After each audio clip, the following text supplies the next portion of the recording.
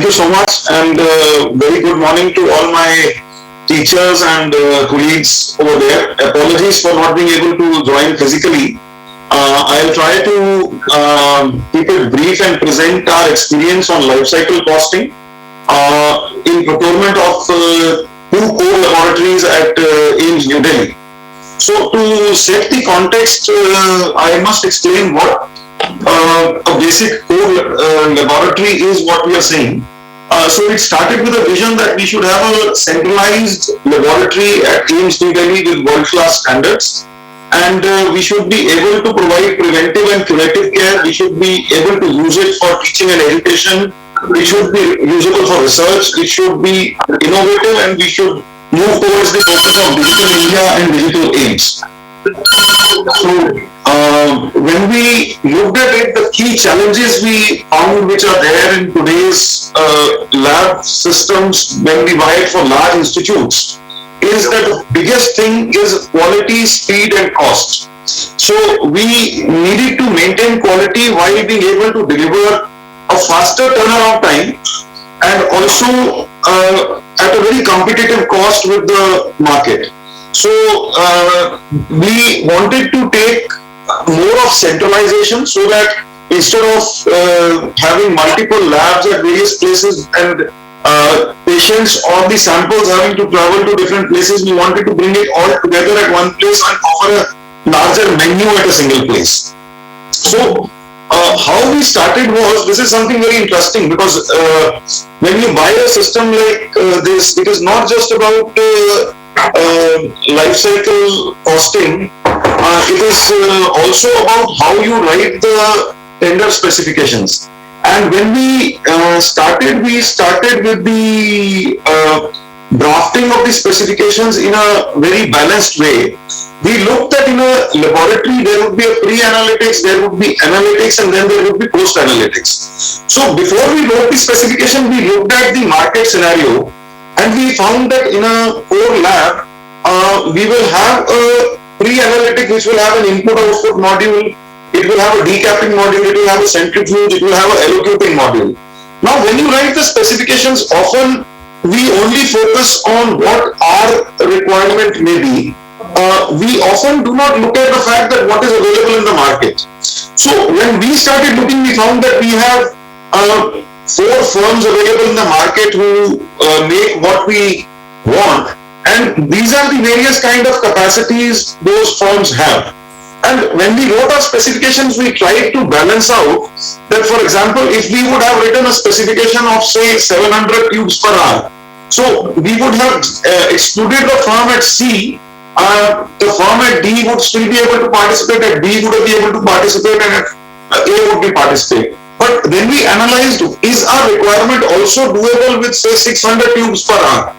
Because when you do your specifications, it's not always that it has to be exactly that much. Same way, if you see in case of refrigeration, we had a requirement of 10,000 tubes.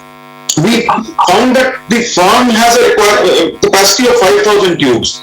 So we did not kind of sabotage our requirement to fit to the minimum available. We said we will keep 10,000, they can put in 2 units if they require to, because these are modular systems. So this pre-tender market analysis also is a very, very important thing to do so that we are able to achieve a healthy competition.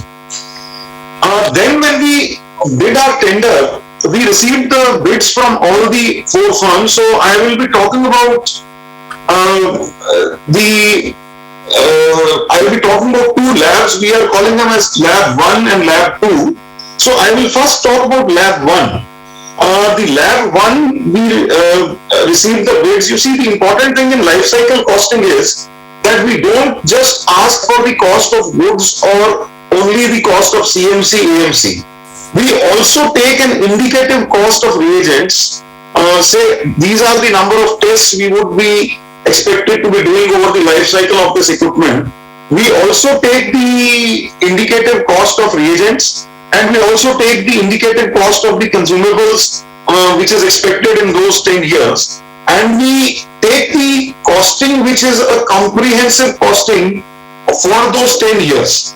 So in this case of lab 1, if you see, in case we just took the cost of goods, the lowest cost of the capital cost of the lab we got, including turnkey costs, was approximately 15 crores as the lowest. Similarly, CMC would be company specific. The lowest CMC was around 3 lakh rupees. The indicative cost of reagents for all was coming somewhere close to 79 crore rupees, and similarly consumables was coming close to 94 crore rupees, 9.4 crore rupees. However, when we add up all of these, is where we find that the life cycle costing, when we add all the 4 components, was actually coming to 111 crores for not the vendor who was overall L1 in just the equipment cost. Right. So what we actually did was we started looking at the overall comprehensive costing, including CAFC, reagents, consumables, everything. And what we note here is that ultimately the cost at which we buy after doing L1 in a comprehensive manner is almost, if you had purchased it from the vendor who was only L1 in the equipment, you are almost paying 35 crores less over the life cycle of the equipment. So this is the benefit of life cycle costing, that in case you would be buying just on the basis of the capital cost of the equipment, compared to the life cycle cost of the equipment, you would be substantially paying around 20-25% less. So this is one of the ways to look at it, but it is not always necessary that this will happen.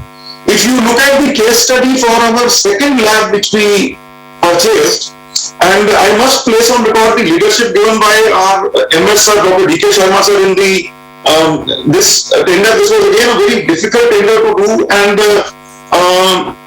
in this, if you see, overall the same 4 bidders had participated, which you saw in the previous presentation also. These 4 bidders, if you see, the bidder who was actually L3 in my previous lab tender was L1 here. And the interesting part to note, if I do a comparison of both the labs, was that the bidder A, who was L3, or rather L4, I suppose, in lab 1, he was L4 in lab 1 in the equipment cost, and in overall cost he was L3. In the second lab he purchased, he actually became L1 in equipment cost, and in overall cost also he was L1.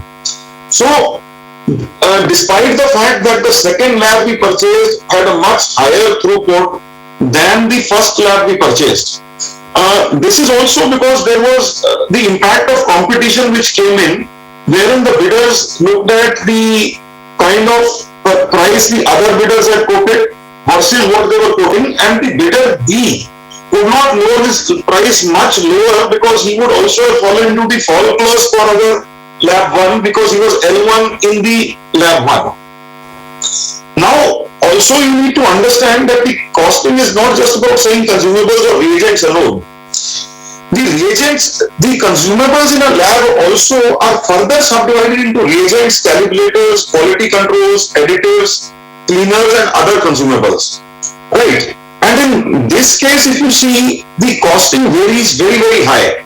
For a same company, if you look at, they would be costing something for the reagents, something for the calibrator. It is not consistent throughout the thing. So, while you are purchasing equipment for specifically like lab equipment, doing a lab comprehensive costing is the only way possible to understand that whether we are buying equipment which is going to be the cheapest for me at the same quality over the life cycle or not. Also, you need to see that there is another model which says cost per test model in which we can do. So we also looked at the cost per test in our case of procurement also. Cost per test model will be a very different model wherein you just can't look at both the models of saying I will do a life cycle also, and a cost per test also. In cost per test, what happens if you follow only a cost per test model? The company is going to do the same life cycle costing at the back end and then offer you a cost per test. But the cost per test will only work for you if you are really going to do those many number of tests only what you are projected. If you are projected 10 lakh tests and you are going to do say 50 lakh tests over the life cycle, you have to understand that the company has apportioned the machine cost and other costs over 10 lakhs and not 50 lakhs. So you are actually going to be paying higher in those cases if your approximation is not correct. Secondly, if you see our case, in case of lab 2 and lab 1, we had given the bid in case of lab 1 to the bidder D, but as the bidder A had also participated, when we finalized the tender for lab 1, we also looked at his cost per test offered by him for the reagent cost in case of lab 1 to ensure that we paid justified prices. And wherever we found that to be higher, we negotiated with him and came to a lower price. Sir, so that is how we ensure that apart from life cycle costing, we are also doing a right justification. And then of course we had various milestones which were to be met and targeted, and change management was one of the biggest challenges in such case which you have. And there is a keeping the interest of time, I am not going much detail into how we do, but we must understand that change management in case of any project is going to be very, very important for us. And today what we have achieved is two very integrated core lab solutions. We are having a turnaround time of almost 90 minutes. We are saving almost 40.8 hours of man hours per day. And we are also able to offer a much bigger test menu of around 270 tests. With that, I would like to end my presentation. Thank you so much, and I am open for any questions. Thank you, sir. My apologies. Skipped introducing our chairpersons for this session. Our chairperson is Dr. Professor Kausal, the medical superintendent officer, Department of Hospitalization, PGI Chandigarh, and Dr. Rajan, who is the professor, Department of Hospital Administration, AIIMS New Delhi. So there is a lot of echo. I am not able to hear anything from that side. I think Angel has very comprehensive. I think your inlet, your audio feed is not happening directly through the speakers. If any, because he is online, if there are two questions, I think we can go ahead with that. Otherwise, we proceed further with the proceeding. Any question from the audience?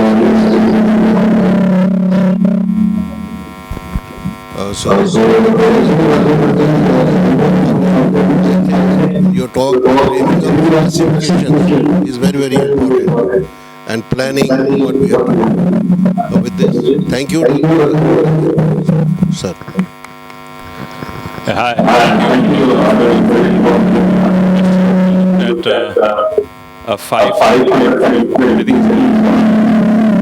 I suppose it's a question that we looked at a 5-year time frame for the CMC, but looked at a 10-year time frame for the consumables. I thought that was strange, and rather 5-year horizon or a 10-year horizon and not commingle them. So, yeah, that'd be a good answer. Most of the items, and then on top of that 5-year warranty, we buy 5 years of CMC, so it's a 10-year period. Sir, can we go to the next speaker, sir?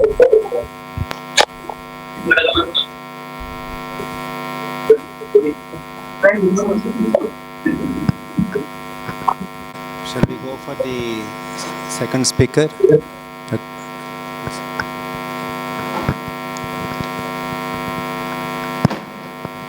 I'll introduce Sri Alok, and he is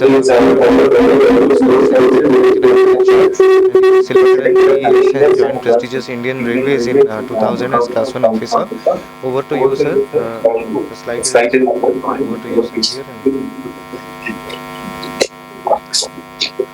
Good morning, ladies and gentlemen. Very fine to understand about public procurement. Actually, Mr. Pradeep Kumar is supposed to come here and he couldn't because of some medical reasons. And yesterday I was requested to present the presentation because I'm in Bhubaneswar. So here I am, and I'm in his state, but the authorship is of this fine gentleman. Now I shall begin. I shall be covering, broadly, there have been many big changes in recent years, 2017 onwards and all that. So those who are dealing with the public procurement must be aware of these provisions which Government of India has brought forth. And the point is, public procurement is a very serious thing. It is very different subject compared to others, but if we are not aware of these, then we might, break rules and all that. So some of you who may be dealing these subjects sometime in your career, or maybe dealing now, must be aware about these provisions. So I shall begin. These are the recent changes actually. It's very recently, Department of Expenditure, Ministry of Finance has issued Manual for Procurement of Goods, Procurement of Works, and Manual Procurement of Consultancy Services. This is a really big change. This is not mean feat actually. Now things are put in a very clear form. Even standard formats are available. You can see this in Ministry's website. So those who are dealing with this should be conversant with these manuals. They contain all the CVC instructions, Chief Vigilance Commission till date. They are all incorporated in this manual. They also include provisions on global tender inquiry, restriction on purchase from certain countries sharing land border with India, and then on Make in India. This is Government of India's initiative since 2017, and orders on giving preference to micro and small enterprises. So all, in single body, this is being covered, manuals. Now this letter 4822, Department of Expenditure. So they have specified that they have given broad guidelines and these manuals, and they have told that all the ministries and government-funded autonomous organizations, just like AIIMS also is one of them, should align their procurement manuals to according to the broad guidelines and suiting their specific needs, and they should issue detailed manuals instructions departmentally also. Now, these will be briefly the provisions I shall be covering. Global tender inquiry, restriction of procurement from countries sharing land border, department provisions, public procurement preference, Make in India, government e-marketplace. Let us go. Now, a very important change here. Government of India, unlike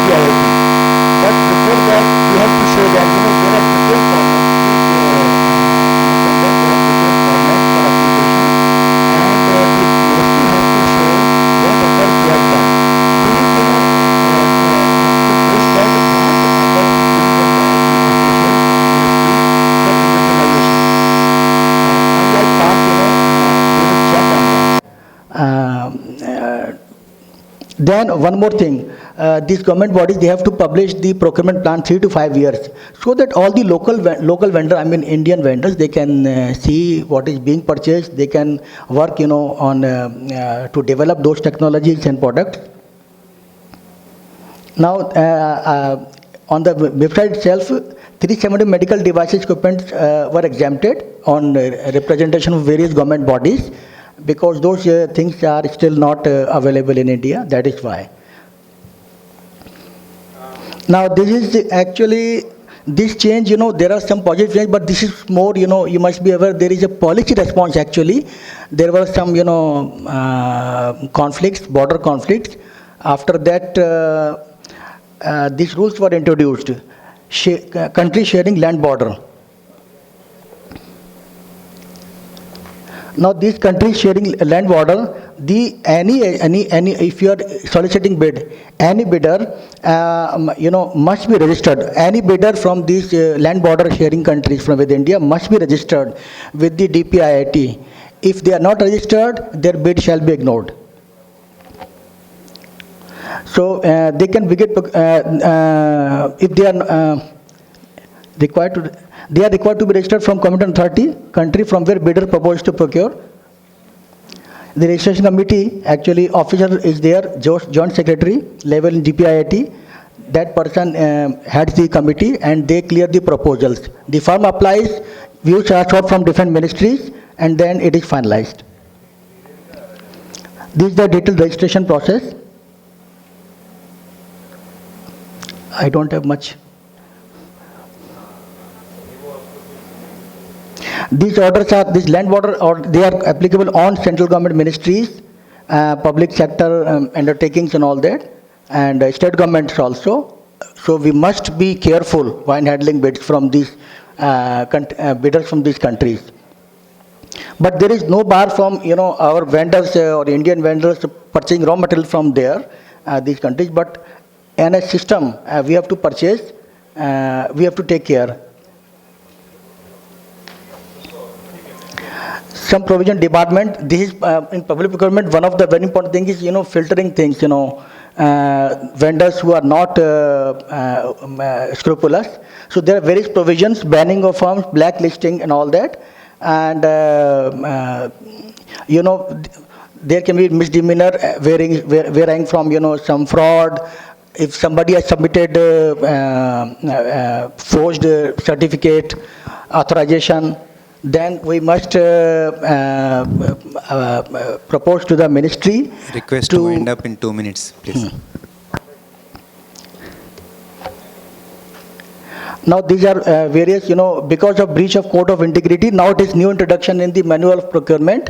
There is a code of integrity. If they are breached, the firm can be debarred. But of course, before debarment, reasonable opportunity is given to the firm. Too much debarment should not be done, and should be done on a very serious cases also, because otherwise you will lose vendor base. Department can be a single department or multiple department. There are various reasons, non-fulfillment contract or substandard material has been supplied. On this basis, or some fraud, forgery has been done, some criminal and some anti-India activity. These things can be used to bar the firm. And one more thing, debarment is done only for a certain period, not exceeding 2 years.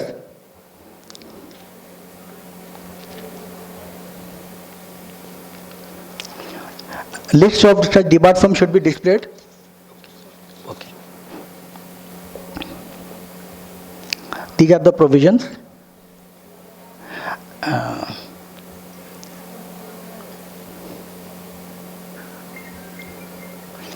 If there is a consortium, then all the partners will also be debarred. Make in India, actually, this is to boost Make in India. Actually, the local content has been defined. Total value excluding net domestic indirect tax minus imported content value including custom duties. Now that net, they have been classified actually. Class 1 suppliers are those who are having more than 50% local content, and class 2 are who are having 20% or more local content. But below rupees 5 lakh, these rules are not applicable. And if there are no local vendors, no less than 20%, then we have to invite global tender inquiry. So there are, provisions regarding this. If L1 is class 1, entire quantity to be placed on them. If L1 is not there, then if class 2 is lower, then class 1 has to be the higher bidder, class 1, he has to give an opportunity to match the L1 price. If he matches, then the award is given. Contract. In case of indivisible, if L2 price, L2 bidder who is class 1 bidder, if he matches the price, full award is there, full quantity. Otherwise, L1 will be given, who is not class 1. Important thing, for more than 10 crore procurement cost, the company has to submit, the bidder has to submit auditor's CA certificate. These are, I shall go through this gem. Actually, this is a new, very transformative. This is actually transformative change by Government of India. Instead of previously DGHND, now we have gem. Government e-marketplace. It is very easy and it has made the purchase very fast for government organizations. And different categories are there. And vendor credential issue are by Quality Council of India. Please bind up. Various types of procurement tools are available, right? And we can incident management are there. All these facilities are there. Lifecycle based procurement can be done. Push button procurement is a new concept. Now push button procurement new concept has been there. Even rate reasonable is done by the system itself. So it will make the small purchases very fast, easier. Various categories of services can be hired on the system also. Thank you. Thank you, Mr. I think this GEM procurement will have many questions which we'll take later on. With this, I request my next speaker, Dr. Pankaj Arora, Associate Professor in PGIMER Chandigarh, and who will be speaking on supply chain management. He had a tough task of managing the supplies during COVID, where in PGI we have managed indoor 10,000 patients, more than that. So he was at the helm of the affairs for all these, ensuring the logistics.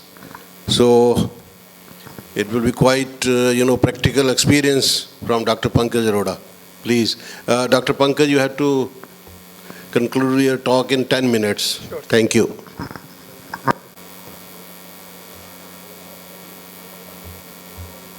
Good morning, everyone.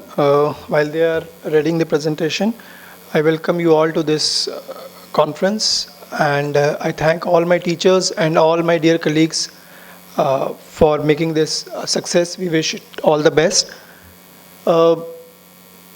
Thank you, sir, for the introduction. Really had a tough time, and I'll just share my experiences during those times only. We all know about the procurement cycle, and these are broadly the steps of procurement. Where tender is written, probably we can now write bidding or GEM, or if you are in a government sector, or otherwise tender is also in some form of bidding is also applicable to the corporate sector. The objective is to provide right material at the right time, at right quantity, at right price, and so many other rights. And the guidelines, as mentioned by the previous speaker, are there. But despite these, there are many, many challenges which are not covered in these guidelines. And what we faced during those periods, that I'm trying to share my experiences regarding some of those challenges. Specification is the key to successful procurement of anything. If we are not clear what we are trying to buy, we will never buy what we are trying to buy.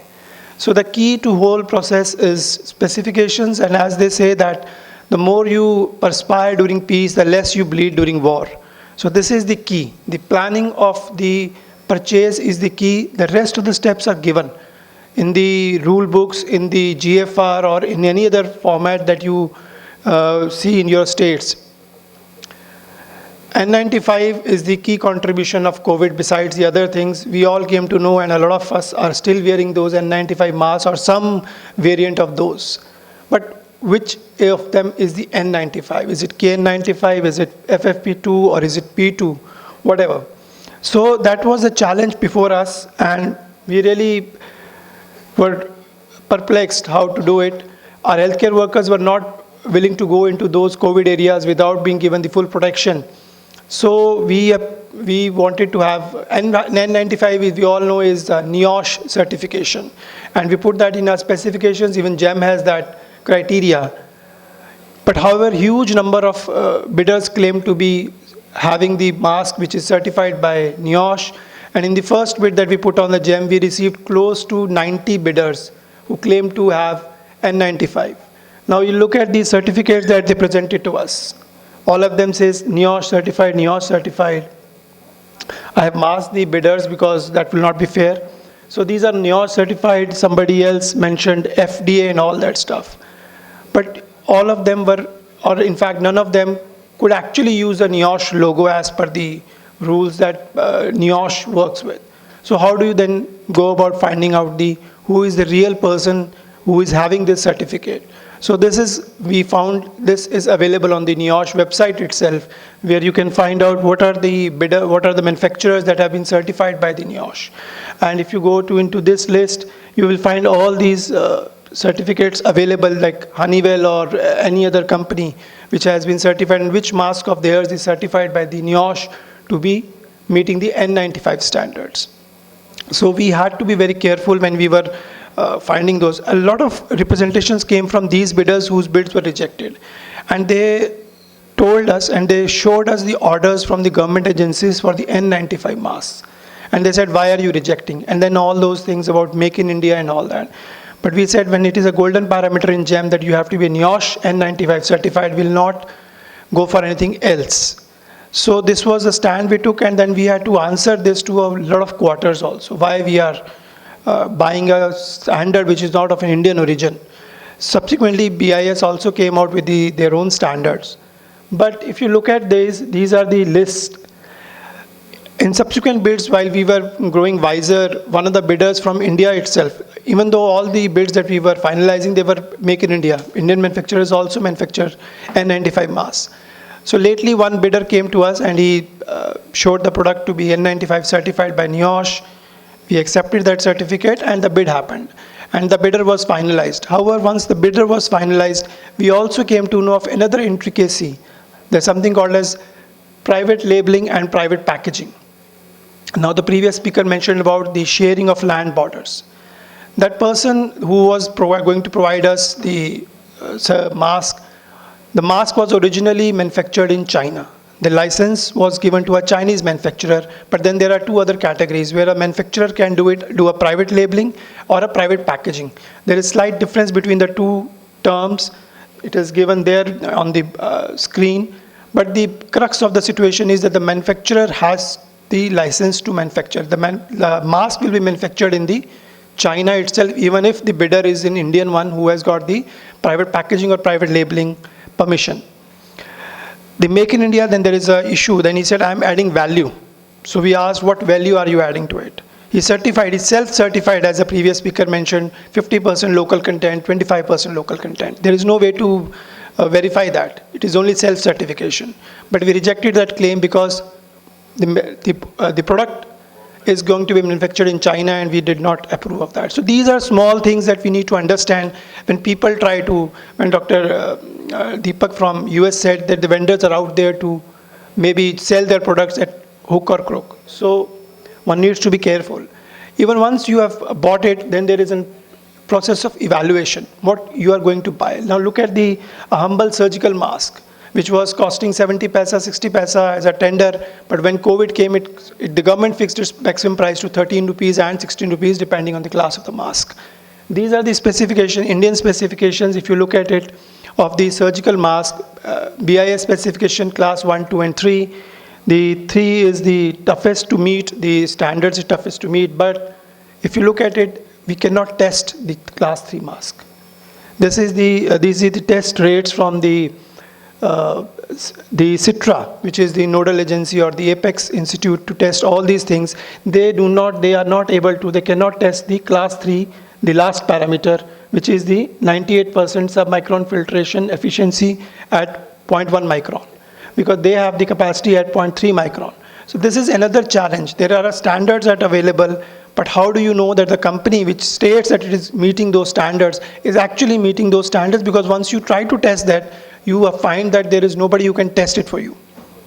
So this is another challenge we faced. Then we had to take the surrogate sort of a marker that if the person is meeting those other three, we will consider that the person is also meeting the fourth one. But that is the loophole still there, the specifications and the gap in the evaluation. You don't have the persons who can validly evaluate those. Gloves, the similar kind of problem that we faced when we were buying our gloves.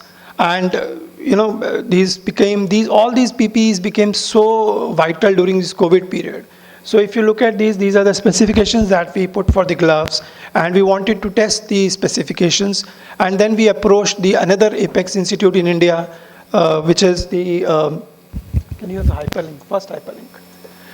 So we approached another,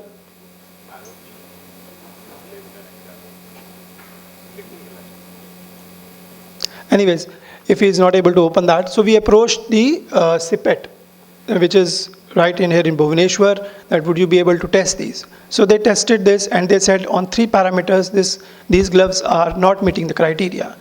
We communicated it to the vendor and we rejected the supply. The vendor contested that. He said, apparently the organization from which you got it tested does not have the equipment to test it correctly. So then what is the solution? He was contesting it vehemently, he was producing their own certificates. So then we mutually decided we'll go for another equally good lab, which was, we decided on Shriram lab in Delhi. And the second report is that, but unfortunately we are not able to open that. CPET on those 3 parameters, so the Shriram lab on those 3 parameters actually approved that these gloves meet those parameters. So another conundrum, whom do we believe? One was a government lab, another was equally reputed private lab. I mean, Shriram lab is a very well known, and we sent those samples, packed it in front of our eyes and sent those samples to that lab. And they passed it. So we ultimately had no choice. He was having his own certifications. We were having from 2 labs, different certifications. Another challenge we will face day in, day out. The story doesn't end here. Sometimes once you have got it tested once, the N95 certificates, we've got these masks, N95 certified, NIOSH certified masks. But during the usage, the healthcare workers complained that the inner layer is coming into their mouth when they are inspiring. We asked the vendor, what is the problem? He said, my masks are being supplied. These masks are being supplied everywhere, and these are certified by N95, NIOSH. So what is the way out? So I wrote a mail to the CDC and the NIOSH that this is a problem I'm facing. Do you still believe that these masks are certified? And you won't believe surprisingly, we don't respond to these kind of mails in our mailboxes, but they did respond back.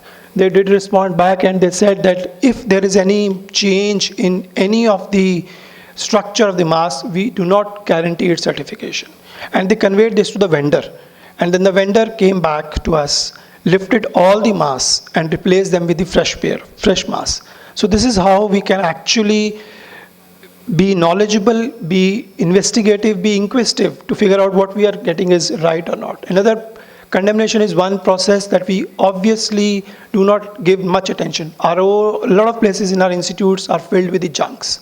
We faced a different kind of a problem, which is the heritage. Chandigarh, like Bhubaneswar, is a planned city. A lot of equipment in Chandigarh is heritage furniture.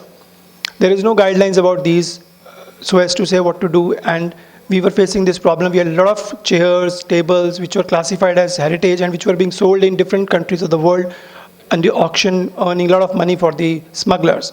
So we were reluctant, we do not know what to do. So these are the items that regularly appear in our local newspapers. In fact, there is some debate also whether these were actually heritage, because these can be replicas, which are usually as a welfare activity being manufactured in our jails. So we were having a difficulty, and finally we could do something about it. They formed a committee in the local government, and we are trying to resolve this problem. This is a peculiar problem. You won't have these heritage issues, but we have, and some other places may also have this issue. The last challenge that I would like to highlight here is the storage problem. Our stores are a fire hazard in our hospitals. And the way we are able to store them is very, very poor. And the one reason is that the kind of supplies that we are getting and the planners, they are not looking at these aspects of the hospital when they're planning. We are more focused on increasing number of beds, but how to sustain those beds. If we do not have the supply, we don't have the adequate storage places, we now really need to think at least the new AIIMS that are coming, new hospitals that are building. Please look at this as a future problem, especially in the government sector, because GEM and all those things will mean more supplies. So I think it's time to move to the warehouse. I would like to show you a very small 14-second clip. If it is able, we are able to run that hyperlink. We need to move to warehouse concept. We need not now have those central stores. Can you play that hyperlink? I'm thankful to the Godrej because they allowed us to film this, the final takeaway is that we need to look at these problems from a different perspective rather than the routine wear and tear of the things. So please leave it. So we need to look at it from newer perspective, because as the great man said, we cannot solve problems by using the same kind of thinking when we created them. So with this, I thank the AIIMS Bhubaneswar for giving me an opportunity to present before you the challenges that we have faced at PGI, and under the guidance of our previous medical superintendent and the current medical superintendent, Professor A.K. Gupta and Professor Vipin, we are trying to navigate those challenges. I wish you all the best in all of your endeavors as a future hospital administrators and the budding hospital. Thank you so much.